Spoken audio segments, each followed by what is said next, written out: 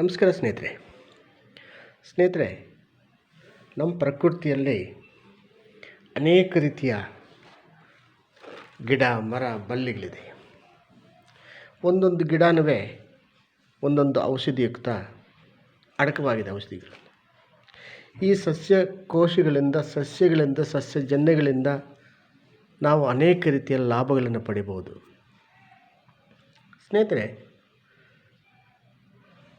ಈ ಒಂದು ಸೊಪ್ಪಿನಿಂದ ಆಂಟಿ ಆಕ್ಸಿಡೆಂಟಲ್ಸ್ ಇದೆ. ಈ ಸೊಪ್ಪು ಸೇವನೆಯಿಂದ ನಮಗೆ ರಕ್ತ ವೃದ್ಧಿ ಆಗುತ್ತೆ, ಅಲ್ಲದೆ ರಕ್ತ ಶುದ್ಧಿ ಆಗುತ್ತೆ. ಥಿನ್ನರ್ ಅಂತೀವಿ. ಥಿನ್ನರ್ಗೆ ಅನೇಕರು ಟ್ಯಾಬ್ಲೆಟ್ ನುಂಗ್ತಾ ಇದ್ದಾರೆ, ಥಿನ್ನರಾಗಬೇಕು ಅಂತ.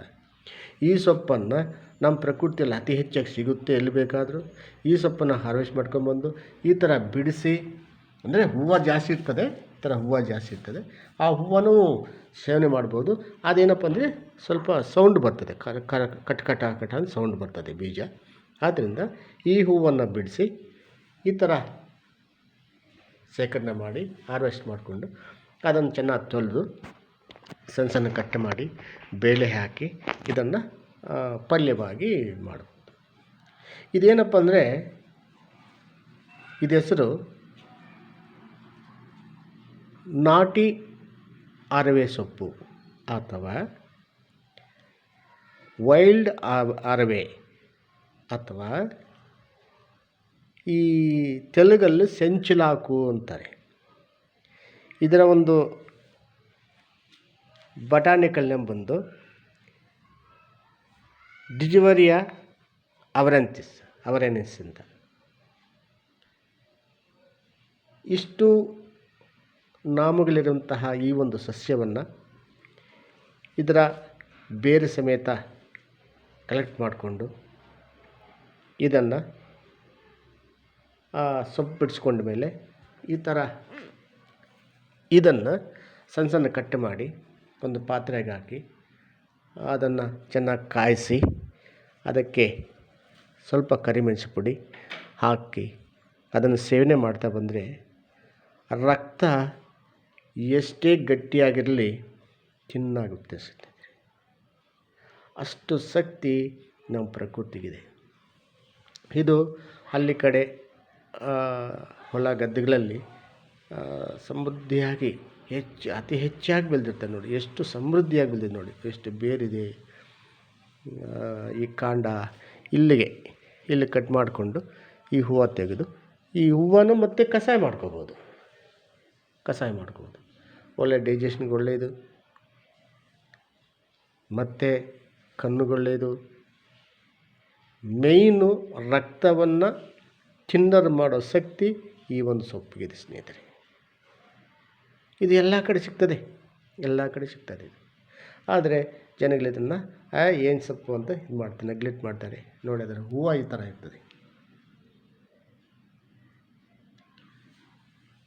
ಅದರ ಒಂದು ಗಿಡನೂ ಸಹ ನೋಡಿ, ಇದು ಚೆನ್ನಾಗಿ ಬೆಳೆದಿದೆ, ಅದಕ್ಕೋಸ್ಕರ ಈ ಥರ ಬರ್ತದೆ. ಅದಕ್ಕೆ ಪ್ರತಿಯೊಂದು ನಾಟಿಗೂ ಹೂವು ಇರ್ತದೆ. ಅದು ಪ್ರತಿಯೊಂದು ಗನ್ನಿಗೂ ಹೂವು ಇರ್ತದೆ. ಇದನ್ನು ಹಳ್ಳಿ ಕಡೆ ಪ್ರತಿಯೊಬ್ಬರು ಸೇವನೆ ಮಾಡ್ತಾರೆ. ಅವರು ಏನಿಲ್ಲ ಅಂದರೂ ತಿಂಗಳಿಗೊಮ್ಮೆ ಆದರೂ ಸೇವನೆ ಮಾಡಿ 5-6 ಸತಿ ಸೇವನೆ ಮಾಡ್ತಾರೆ. ಅದಕ್ಕೆ ಅವರ ಬ್ಲಡ್ ಯಾವುದೇ ಕಾರಣಕ್ಕೆ ಇದು ಗಟ್ಟಿ ಇರಲ್ಲ, ತಿನ್ನರತ್ತೆ. ಯಾವಾಗ ನಾವು ತಿನ್ನರಾಗಿರ್ತದೋ ಆಗ ನಮಗೆ ಯಾವುದೇ ತೊಂದರೆ, ಹೃದಯಕ್ಕೆ ಏನು ತೊಂದರೆ ಬರಲ್ಲ ಸ್ನೇಹಿತರೆ. ಇಂತಹ ಒಂದು ಅಮೂಲ್ಯವಾದ ಸೊಪ್ಪನ್ನು ನಾವು ಗೊತ್ತಿದ್ದು ಸಹ ನಾವು ಅದನ್ನು ಸೇವನೆ ಮಾಡ್ತಾಯಿಲ್ಲ. ನೋಡಿ, ಇಂತಹ ಸೊಪ್ಪನ್ನು ಸೇವನೆ ಮಾಡಬೇಕು. ನಿಮಗೆ ಲಭ್ಯವಿಲ್ಲ ಅಂದರೆ ಹಳ್ಳಿ ಕಡೆ ಅವರು ಜಮೀನಲ್ಲಿರ್ತದೆ, ಸ್ವಲ್ಪ ಅವ್ರಿಗೆ ಹೇಳಿ ತರಿಸ್ಕೊಂಡು ವರ್ಷಕ್ಕೆ 1-2 ಸತಿ ತಿನ್ನಿರಿ ಸಾಕು. ಇದು ಓನ್ಲಿ ಸಮ್ಮರಿಗೆ ಮಾತ್ರ ಬರ್ತದೆ. ಕೆಲವೊಂದು ಕಡೆ ಈ ಇರಿಗೇಷನ್ ಅಲ್ಲಿ ಬರ್ತವೆ, ಇರಿಗೇಷನ್ ಇದ್ದ ಕಡೆ. ಆದರೆ ಇದು ಬಹಳ ಒಳ್ಳೆ ಸೀಸನ್ ಇದು ಸೇವನೆ ಮಾಡೋಕ್ಕೆ. ಪ್ರತಿಯೊಬ್ಬರೂ ಸಹ ಸೇವನೆ ಮಾಡಬೇಕು. ಭಾರಿ ಒಳ್ಳೆಯ ಸ್ನೇಹಿತರೆ. ಈ ಸೊಪ್ಪು ವೈಲ್ಡ್ ಅರವೆ ಅಂದರೆ ನಾಟಿ ಅರಿವೆ ಮೊದಲು ತೋರಿಸಿದ್ದೀನಿ. ಆ ಅರಿವೆನ ಬೀಜ ಹಾಕಿದ ಮೇಲೆ ಕಟ್ ಮಾಡ್ತಾ ಬಂದರೆ ಇಲ್ಲಿ ಸರಿಯಾಗಿ ಕಟ್ ಮಾಡ್ತಾ ಬಂದರೆ ಅದು ಹಂಗೆ ಇರ್ತದೆ.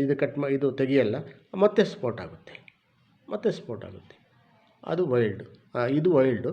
ಅದು ಬಂದು ನಾವು ತೋಟಗಾರಿಕೆಯಿಂದ ನಾವು ಅದನ್ನು ಸೃಷ್ಟಿಕರಣ ಮಾಡಿ ಕೊಯ್ಲು ಅಂದರೆ ಕಟ್ ಮಾಡ್ತಾಯಿದ್ರೆ ಬರ್ತಾಯಿದೆ ಆ ಥರ ಇದೆ. ಈ ಸೊಪ್ಪನ್ನು ಎಲ್ಲಾದರೂ ಸಿಕ್ಕಿದಾಗ ದಯವಿಟ್ಟು ಪಲ್ಯವಾಗಿ ಆ ಸಾಂಬಾರು ಅತಿ ಹೆಚ್ಚು ರುಚಿ ಇರ್ತದೆ. ಪಲ್ಯನೂ ಅಷ್ಟೇ ಬಹಳ ರುಚಿ ಇರ್ತದೆ. ಪ್ರತಿಯೊಬ್ಬರು ಸೇವನೆ ಮಾಡಿ ಇದರಿಂದ ಲಾಭ ಪಡಿಬೋದು. ನಮಸ್ಕಾರ. ಇದನ್ನು ನೋಡಿ ಲೈಕ್ ಮಾಡಿ, ಶೇರ್ ಮಾಡಿ, ಸಬ್ಸ್ಕ್ರೈಬ್ ಮಾಡಲಿ ಸ್ನೇಹಿತರೆ. ಎಲ್ರಿಗೂ ಮುಟ್ಟಲಿ, ಪ್ರತಿಯೊಬ್ಬರು ನೋಡಿ. ನಮಸ್ಕಾರ ಸ್ನೇಹಿತರೆ.